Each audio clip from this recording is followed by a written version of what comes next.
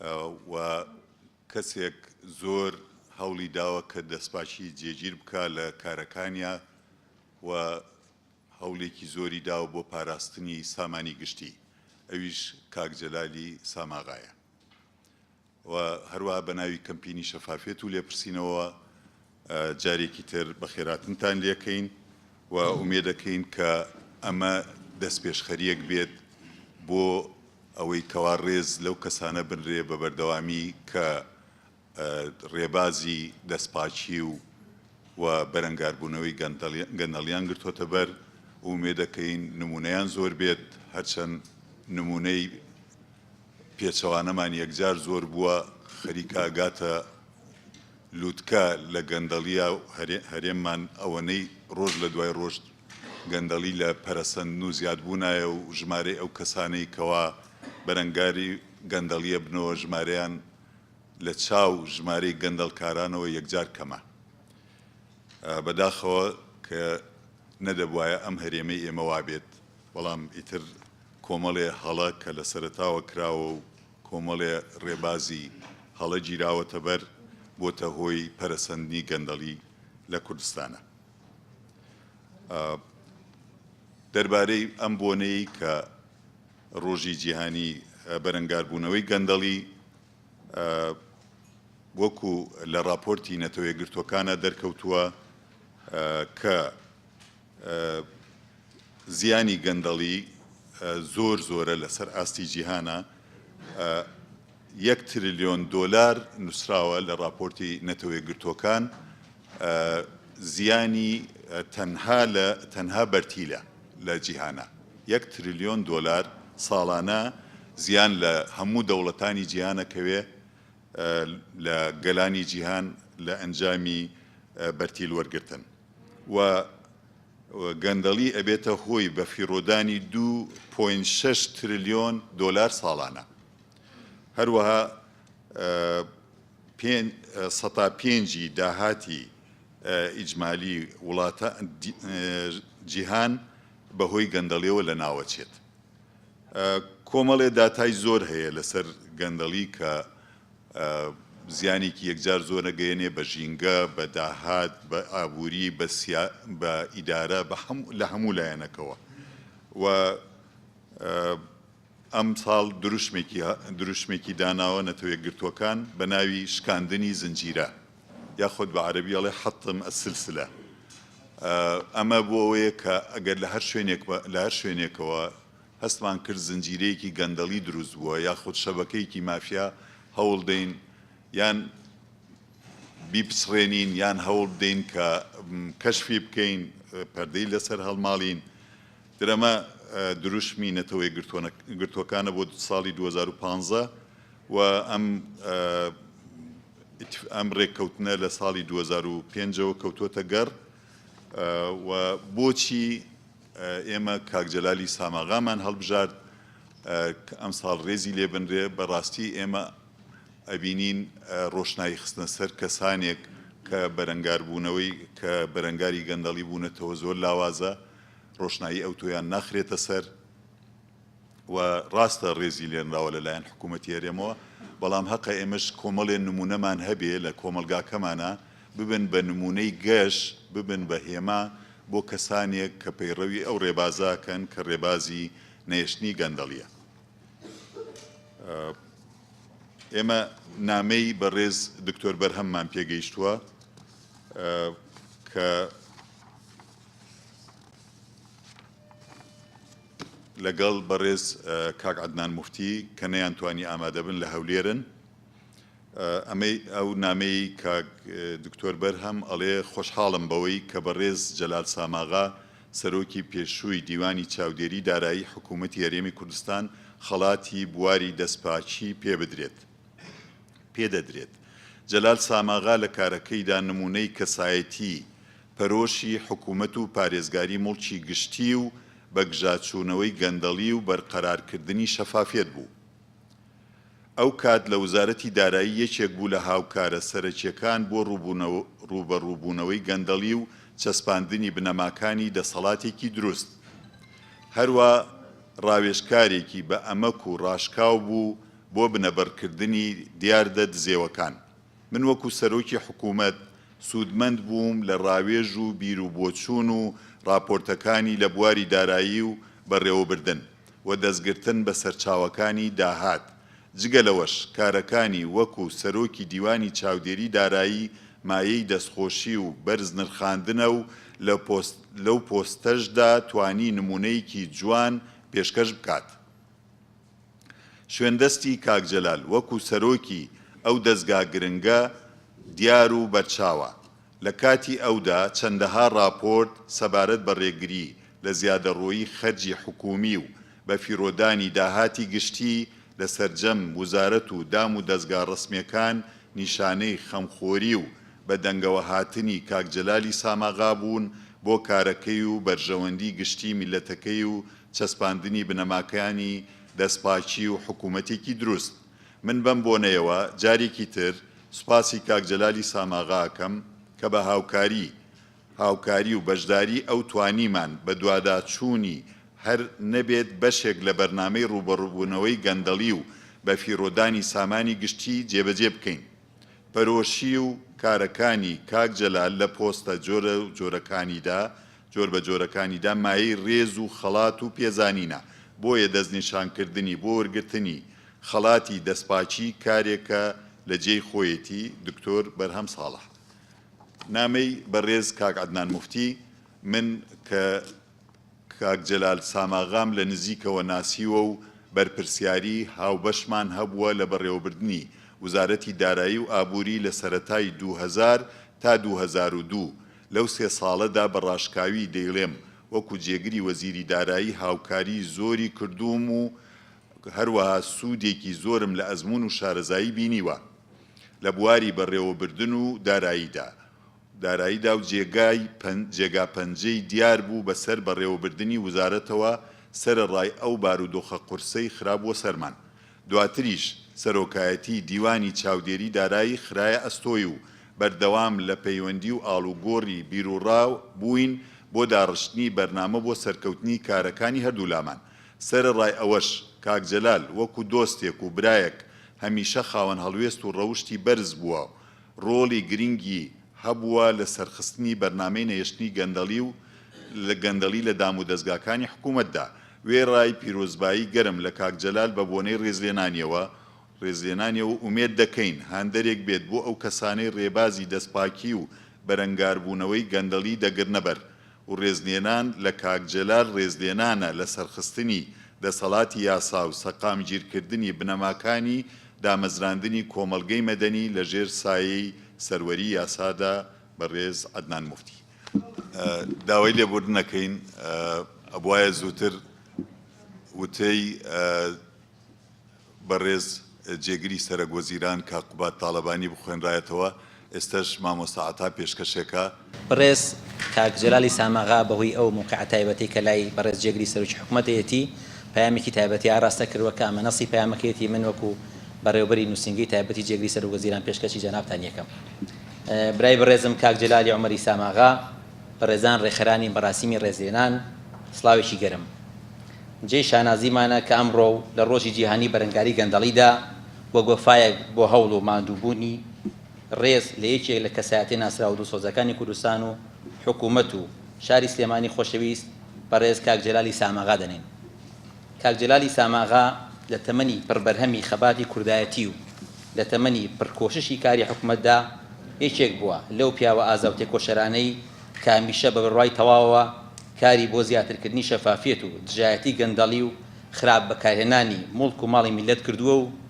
لەم پێناوەشدا زۆر ماندوو بووە. کاک جەلالی ساماغا شایستەی هەموو ڕێز و حورمەتێکی حکوومەت و خەڵکی کوردستانە. ئەزموونی کاری ناوبراویش کە وێنەیە و دەبێت درێژەی پێ بدرێت و بەڕێزەوە کاری لەسەر بکرێت. بە ناوی خۆم و حکوومەتی هەرێمی کوردستانەوە پیرۆزبایی لە بەڕێز کاک جەلالی ساماغا دەکەین و هیوادارین کە هەمیشە تەندروست و لە ساغ بێت. قوبات تاڵەبانی، جێگری سەرۆکی ئەنجومەنی وەزیران. زۆر سوپاس بۆ جۆگرتنتان لەم دوو بروسکەیە یان خول لەم دوو نامەیە. ئێستش کاک بەکر حەمەستێک پەرلەمانتاری پێشوو با فەرمێت بۆ پێشکەشکردنی وتەکەی شەرەفی ئەوم پێ بەخشرا کە ئەم وتەیە بنووسم بە ناوی بەڕێز کاک جەلالی سامەغاوە کە لای من و لای زۆربەی زۆری هەر زۆرتان ئەم پیاوە سپیەکە ناسراوە بە فیالی سپیە بە هەموو مانایەک حەزم کردم وتەیە پێشەشکەم و سوپاسی شەکەم کە شەرەفی وەرگرتنی خەڵاتەکەشی بەم بەخشی. وتەیەکی بشووکمەیە بە ناوی حکایەتی پیاوە سپیەکە. دەبوایە و ئاواتی هەموو کوردێکی دڵسۆز بوو کە ژێر ئاسمانی کوردستان هەمووی پڕ بووایە لە ژن و پیاوی سپی. سپی لە ڕفتار و ناخ، سپی لە ئیدارە و بەڕێوەبردننی ماڵ و سامانی وڵاتە. بەڵام پاش ئەزمموی چارەکە سەدەیەک لە حکومڕانی کورد تەنیا پیاوێکمان هەیە لەم حکوومەتەدا سپی بنوێنێ. نامەوێت لێرەدا بڵێم دنیای ئێمە ڕەشە، بەڵام بێگومانم کە سپیش نییە. کاک جەلالی ساماغا ئەو مرۆڤە سپیەیە کە لە مەودای 47 ساڵی تەمەنی خزمەتیدا لە سیوێکی پێنجی 1964ەوە هەتا ساڵی 2011 وەک فەرمانبەرێکی سپی و دوجاریش وەک وەزیرێکی سپی کاری کردووە. لە کۆتاشدا لەسەر داوا و سووربوونی خۆی خاننشین بووە. خانوویەکی هەیە بەخشیوێتی بە بەڕێوەبەرێتی تەندروستی سلێمانی هەتا دوای خۆی بکرێتە بنکەیەکی تەندروستی بۆ خزمەتی خەڵک لەگەڵ زەویەکدا کە فرۆشرا و پارەکەی لە بانک دادانراوە ساڵانە لە قازانجی ئەو پارەیە دەدرێ بە کارمەندانی لێهاتوو بە ژن و پیاوەوە لەگەڵ خانمەسەلارەکانی دیوان بۆ هاندانی دڵسۆزی لە کاردا، خانمانی سەلاریش بۆ هاندانی خانمانی دڵسۆز و ڕەوش بەرز. کاک جەلالی ساماغا کە بە پلەی وەزیری خانەنشین بوو وازی هێنا لە ئیمتیازاتی ئۆتۆمبیل و شۆفێر و سەیارە و شتەکانی دیکەش. ئێستاش بەبێ هیچ جۆرە پاسەوان و سیارەیەک لەو خانۆدا دەژی کە بەخشیوێتی بە بەڕێوەبەرێتی تەندروستی سلێمانی. کە سەرۆکی دیوانی چاودێری دارایی بوو بە هاوکاری و دڵسۆزی ستافە پاک و بێوەرەکانی دیوانی چاودێری دارایی بە فەرمانبەر و لیژنەکان و بەڕێوەبەراتیەکانیانەوە توانیان 2720 راپۆرت لەسەر گەندەڵی بنووسن و بەرزی بکەنەوە بۆ بەردەم لایەنی بەرپرس لەو راپۆرتەدا 86 کەسی گەورە بەرپرسی داوە بە دادگا. ئەمەیە هۆیەکانی سپیبوونی ئەو پیاوە دەستپاکە جوامێرە کە لەم ئێوارەیەدا شەرەفی نووسین و خوێندنەوەی ئەم وتەیە و وەرگرتنی خەڵاتەکەی بە من بەخشی. ئەوەش دەڵێم کە کاک جەلال لەریتی وایە لە هەر جۆرە ڕێزلێنانێکی تایبەتیدا بە کەسی خۆی ئامادە نابێ نایەوێ ئەو نەریتە بشکێنێ وەگەرنا بە چاوی ڕێز و سوپاسی گەرمەوە دەڕوانێت ئامادەبوونی بەڕێستان بە هیوای تەمەنی درێژ و پڕبەرەکەت بۆ مرۆڤە سپیە گەورەکەی کوردستان کاک جەلالی ساماغا. بەڕێزان، ئەمڕۆ کە ڕۆژی جیهانی بەرەنگاربوونەوەی گەندەڵیە یادێکی زۆر پیرۆزە و ئاشکرایە هەموو ئەزانین لە هەرێمی کوردستانە لە هەموو ماڵێکە لە هەموو شەقامەکان لە هەموو شوێنی کێم هەرێمی کوردستانە کە خەڵکی باشی تیابێ باسی گەندەڵیە کە باسی گەندەڵی ئەکرێت ژمارەیەکی زۆر کەسانی بەرپرسی حکومی یەتە یادمان، بەڵام کە باسی ڕوبەڕووبوونەوەی گەندەڵی ئەکرێت کەسانێکی کەم یەتە یادمان. کاک جەلالی ساماغا یەکێکە لەو کەسانەی کە یەتە یادمان کە بووە بە نمونەی کەسانی نەزی، کەسانی کە بەرەوڕووی گەندەڵی ئەبنەوە. ئێمە وەک چاودێری دارایی کاک جەلالی ساماغا باوکمان بوو، سەرۆکی دیوانمان بوو، سەنگەری گرتبوو لە گەندەڵکاران. هەر بەو بۆنەیەشەوە کە ئەمڕۆ ئەم ڕێکخراوە بە ڕێزە ئەیانەوێت مەدالیای ڕێزێنان بدەن بە کەسێکی زۆر نەزیه و زۆر دەستپاک زۆر ماندوو، ئەویش کاک جەلالی ساماغایە و بە خۆشحاڵیەوە ئەڵێم هەرێمی کوردستان کەسانی ماندوو، کەسانی خاوەن خەبات، کەسانی نەزیهمان زۆرە کە بە ڕوبەڕووی گەندەڵیش ئەبنەوە، بەڵام لە ناو حکوومەتی هەرێمی کوردستانە بە دەگمەن دەست دەکەوێ. هەموو ئەزانین دەسەڵات نایەڵێ ئەو کەسانە جیان بێتەوە لە ناو حکوومەتدا. کاک جەلالی ساماغا زۆر بە توانای خۆی زۆر بەرەو بەگژاتشوونەوەی خۆی توانی ئەو پۆستە بگرێ. ئەو پۆستش پۆستێکی زۆر پیرۆز بوو، پۆستێکی زۆر هەستیارە. کاک جەلالی ساماغا و نمونەی کاک جەلالی ساماغا لە ناو حکوومەتە لە دەرەوەی حکوومەتە وەک پێشتر وتم کەسانی زۆرمانێ ئەوانەش کاک جەلالی ساماغا شایەنی سەرۆکی هەرێمن، شایەنی سەرۆکی پەرلەمانن، شایەنی پۆستی زۆر گەورن کە دەست بگرن بەسەر هەرێمی کوردستانە و چاکی کەنەوە، یاساکان ڕاستکەنەوە، گەندەڵی نەهێڵن. و زۆر سپاسی ئەم ڕێکخراوی گەشەپێدانی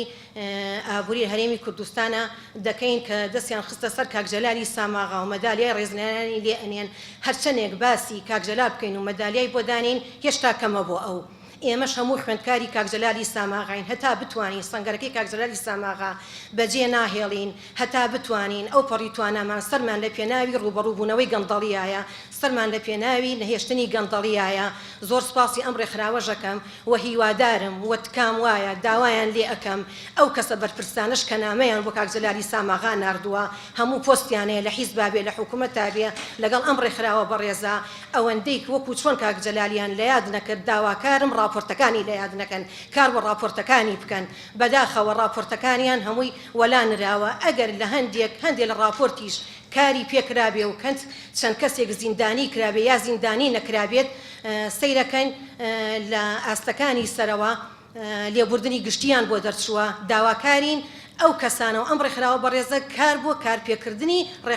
راپۆرتەکانمان بکەن زۆر سپاس بۆ ئامادەبوونتان سپاس بۆ هەمان بە هیوای نەهێشتنی گەندەڵی ئەم کاتتان باش زۆر خۆشحاڵم لە خزمەتانە مۆسپاسیش بۆ ڕێکخراوێکی دۆ کە ئەو دەرفەتەی بۆ یەکێک لە پیاوە هەرە دیارەکان و یەکێک لە شخصیەتە هەرە دیارەکانی کوردستان کە من هەمیشە وەکو مامۆستایەک سەیری یەکەم ساز کردووە کە جەلالی عومەری ساماغایە لە ڕاستیە لە ڕابردووشا پێم وایە جەنابتان زۆرتان بیستووە و زۆرتان خوێنەوەتەوە و زۆرتان بینیوە سەبارەت بەو پیاوە و سەبارەت بە هەوڵەکانی لە دژاتیکردنی گەندەڵیدا سەبارەت بە ئەو هەنگاوانەی کە لە چوارچێوەی راپۆرتەکانی چاودێری داراییدا بۆ دژاتیکردنی گەندەڵی دراون من بە گوێرەی ئەو دۆستایەتی و نزیکەی کە لە 4 ساڵی ڕابردوودا لە 5 ساڵی ڕابردوودا لێەوە نزیک بووم هەوڵەدەم لەو چەند خولەکە کەمەی کە بۆم دانراوە بە کورتی ئاماژە بم بە هەنێک کلێنی ترەوە هەنێک ڕۆشنایی بخەمە سەر هەنێ جانبی تر لە شخصەتی کاک جەلال کە ڕەنگە لای هەنێکتان زۆر ڕوون نەبێ لە ڕاستیە کاک جەلال وەک ئینسان تایبەتمەندیشی زۆر دیاری هەیە بۆی کە تەنها لە ڕوویەکەوە کە دژاتیکردنی گەندەڵیە بە مانامی هەنیەکەی لە شێوەی ئینسانێکا دەرناکەوێت مەفهومی ئینسانیەت و سەداقەت لای ئەو لە زۆر کەسی تر جیاوازە پیاوێک کە لە هەموو چین و توێژەکانە لە ئاسی جیاجایە دۆست و لە ئاسی جیاجایە ڕەفیقی هەیە و ئەم ڕەفاقەتە لای ئەو وەکو من بینیومە لای هیچ کەسێکی تر ئەوەنە دەلالەتی قوڵی خۆی وەرنەگرتووە جیالەوەی لە ناو چین و توێژە جیاجیاکانە ڕەفیق و دۆستی هەیە لە ناو هەموو خەباتکار و تێکۆشەرە جیاوازەکانی چوارپارچەکەی کوردستان ڕەفیق و دۆستی هەیە کە ئێجگار نزیکن دەیت چ لە ڕووی ڕۆحیەوە چ لە ڕووی کەسایەتیەوە و ماڵەکەی وەکو یانەیەک وایە کە بە بەردەوامی تیاکۆ ئەبنەوە لەو سەری چەپ بۆ ئەو سەری ڕاست لەو پەڕی ئەلمانی بۆ ئەو پەڕی ئیسلامی لە چین و توێژی جیاواز لە سیاسیەکان لەوانەی کە لە ڕیزی یەکەمی با بڵین سیاسیەکانی بزوتنەوەی ڕزگاری خوازی گەلی کوردستان ئەژمار کراون بۆ ئاستەکانی تر ڕۆژنامە نووسان هەموو ئەوانە مەفهومی سەداقەت و مەفهومی ڕەفاقەت لە لای کاک جەلال پێم وایە لای کەسێکی تر بەم شێوەیە بەرجەستە نەبووە کاک جەلال وەک سیاست بە درێژایی ئەو فترەی کە من یعنی لێوە نزیک بووم و بە جۆرە لە جۆرەکان خوێنەوەم لەسەر کارکتەری کردو پیاوێکە زۆر گەورەتر لە ئایدۆلۆژیا و دوور لە تێڕوانینێکی سیاسی بچووک کۆمەڵگەی کوردستانی بینیوە و هەر لەو چوارچێوەیەشدایە کە بەشێکی زۆر لە ڕەفیقە نزیکەکانی بە بەردەوامی لە جۆرێک لە ناکۆچی سیاسیدا لەگەڵیانە بەڵام لە هەمان کادا زۆر زۆر ڕەفیقینی یعنی جۆرێک لە هەستێکی نەتەوەیی فراوانی هەیە کە لە ڕاستیدا فەرقێکی زۆری هەیە لەگەڵ کۆمەڵێک کارکتەری تر کە لە ڕاستیدا هەنێ جار تێڕوانینەکانیان لە چوارچێوەیەکی سیاسی دیاری کراوە ئەخوێنرێتەوە کاک جەلال لە ڕاستیە جگە لە تێڕوانیشی نەتەوەیی لە بواری ترا کەمتر وا دەرەکەوێت هەندێک لایەن هەیە لە کەسایەتی کاک جەلالە مەسەلەی ناسی ئەو پیاوەیە لە احترامگرتنی بەرامبەر احترامگرتن لە هەموو ئاستەکانە لە ئاسی سەرەوە بۆ ئاستی خوارەوە یەکێک لەو شتانەی کە لەوە زۆر زۆر قوڵە مەسەلەی ڕێزگرتنە لە ئینسان کە من بخۆم پێم وایە لە ئێستادا لە دنیاش و لە کۆمەڵگەکەی ئێمەشە ڕێزگرتن لە ئینسان بە مەفهومی ئینسانی تەڕادێکی زۆر کاڵ و کرچە نمونەی زۆر هەیە لە سەر کاک جەلال لە شکە من بخۆم پێم وایە لە هەنێ تەسەڕوفاتی بچووک یاخود لە هەنێ ئاکاری بچووشیا دەرەکەوێت بەڵام لای من دەلالەتی زۆر گەورە ئەگەێنن لە دووسێت شوێنی تریش ئەمەم باس کردووە 4-5 ساڵ تێپەڕی بوو بەسەرەوەی کە لەگەڵ کاکجەلال یەکتریمانە ناسی وێنەیەکمان نەگرتبوو بەیەکەوە پێم وتم حەقە وێنەیەک بگرین وتی زۆر باشە یەکێک لەو هاوڕانم کە بەرداوامی لەگەڵ مایە تەلەفۆنێکمان بۆ کردوتم ئەگەر هاتی تۆ بە شوێنمانە وەرە سەرەوە ئیشێکمان پێ کە هاتە سەرەوە کاکجەلال تەبەن زۆر ئەویش ڕەفیقێتی و زۆر هەواڵیە پرسێنەری کاک ڕێبازە وتی کاک ڕێباز حەزەکەم ڕسمێکت لەگەڵا بگرم من لە ڕاستیا پێم سیر بوو وتی زەحمە نەبێ وشیار ئەگەر ڕسمێکمان بگری لەگەڵ کاک ڕێبازە ڕسمێکم گرتن لەگەڵ کاک ڕێبازە و دوایی وتی کاک ڕێباز ئەگەر زەحمە نەبێ ڕسمێکی من وشیاریش بگری ئەمە نمونەیەکی بەسیتە بەڵام لە هەموو تەسەڕوفاتەکانیان لەگەڵ ئەوانەی کە هاتوچۆی ماڵەکەیەکەن بۆی کە لە نزیکەوە نزیکن لەم پیاوە ئەبینن کە چەند بە هەستیاری مامەڵە لەگەڵ شعوری ئینسان و مامەڵە لەگەڵ ئینسانیەتی ئینسانەکە لە کۆتاییە لە ڕاستیدا لە ئێستادا هەنگاوی لەم شێوەی وەکو ڕێکخراوێکی دوو ئێجگار گرنگە چونکە ڕووناکی خستنە سەر ئەو سپیایەتی یاخود ئەو جوانیانەی کە لە دنیای سیاسی ئێمە لە دنیای ئیداری ئێمە و لە دنیای دژاتیکردنی گەندەڵی ئێمە یاماون ئێجگار گرنگە و من بخۆم پێم وایە لە بارودۆخی ئێستای کوردستانە کە لە بارێکیە ئەو لێکەوتانەی ئێستا مەسلەی گەندەڵی و مەسلەی دارزانی کۆمەڵگاکەیە لە کای گەندەڵیە ڕووناکی خستنە سەر کارکتەری وەکو کاکجەلال زۆر گرنگە و ئەم هەوڵەش هەوڵیشی زۆر پیرۆزە جاش کە دەستخۆشی لە ڕێکخراوێکی دۆکەم و زۆر سوپاس ئەم کاتتان باش من زۆر سوپاسی بەڕێز کاکجەلالی ساماغا و ئەم ڕێکخراوەشەکەم کە شەرەفی ئەوەش بە من بەخشراوە چەند وتەیەک لەسەر کاکجەلالی مام و برای گەورە بڵێم دیارە ئەمەیە زۆر بە سادە و ساکاری قسە بکەم نەک شتی کەلیماتی قەڵەو بەکاربێنم من بۆ خۆم زۆر دێمێ بوو ناوی کاکجەلالم بیست بوو بەڵام لە نزیکەوە بە دیدار و خزمەتی شاد نەبوو بوو تا خوا و ڕاستان برادەرێک کە ئێستا بۆ خۆشی لێرەیە ئەو دیدارەی بۆ ڕەخاندم ئیتر لەو ڕۆژەوە ناوی خۆم لە سوختەخانەکەیە تۆمار کرد و بوومە فەقەی قەلەندەرخانەکەی ئەگەر بڵێم کاکجەلال شەمسی تەورێزیە پڕچێشکیم نەکردووە چونکە ئەو پڕە لە عاشق